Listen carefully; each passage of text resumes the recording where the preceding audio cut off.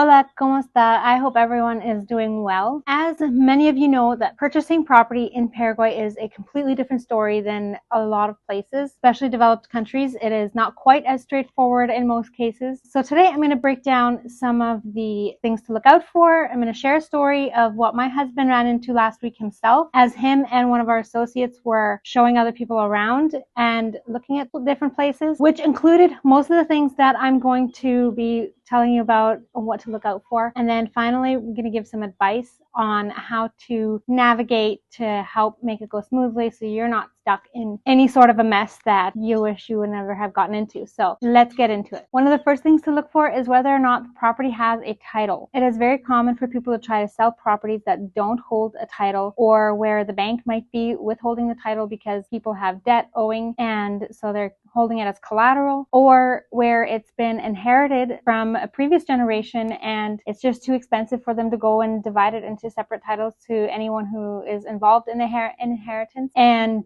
therefore may not hold the title. It is a very common thing around here. In our area, where families are trying to sell property but they just can't afford to get the title in the first place, and then also for anyone to offer to pay for this title so that they can get it may not be a good idea either, because they may just turn around and sell it the property to someone else instead of selling it to the individual who had paid for the title, thinking they were going to purchase it right after. A second thing to watch for is whether or not you're being way oversold on whatever property you're looking into purchasing, especially when it comes to agriculture land. A lot of people like to way oversell the quality of the soil as well as the production that's coming off of the fields. And one more thing to look for or to be aware of is when real estate agents ask you for a commission as the buyer, or a commission for selling you a piece of property. We found out just last week that there are agents out there doing this. It was a first for us. We hadn't heard of it before, but that is not something that should be happening. The commission should always be coming from the seller and always in the price of the purchase. So do not pay anyone to look for a property for you. So now to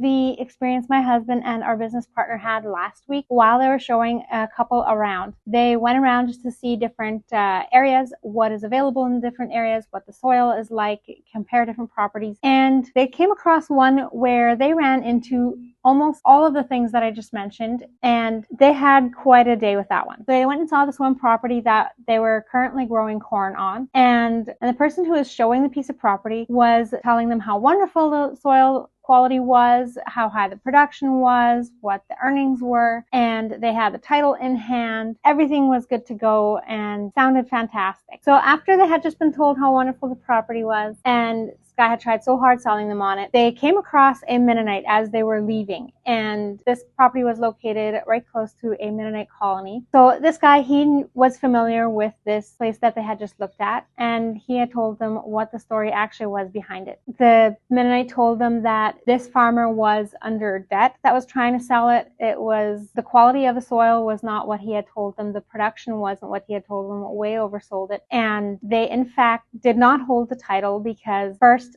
the father has passed away, and so these kids were inheriting it, and they didn't hold the title in their name, as well as the bank holding the title physically because of the debt that they had on it. So now on to what you can do to make sure that you're not going to get yourself stuck in a situation that is difficult to get out of or becomes hard to navigate. First thing is you're going to, whoever is helping you with looking at properties, whatever, finding something that you might want to buy, you're going to ask them to get the title authenticated. This is going to verify several things: that the title holder is actually correct and that is not a false title. Then it's going to also verify that there are no liens against that title. The title will also state where the land is located and the size of the property so that you know exactly what you're getting. One thing you can do about the quality of the soil is obviously have a look at it. Always go and take a look at the property before you commit to purchasing. Anyone can send you any pictures that they want. It is not necessarily going to be the property that you're wanting to get or that you are after. Another one is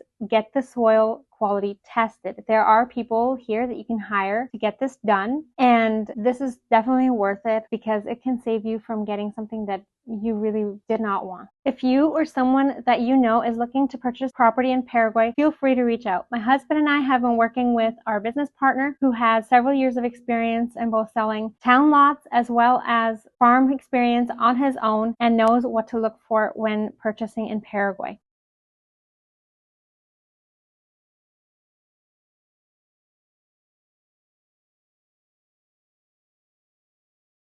Thank you so much for watching, and we'll see you in the next one.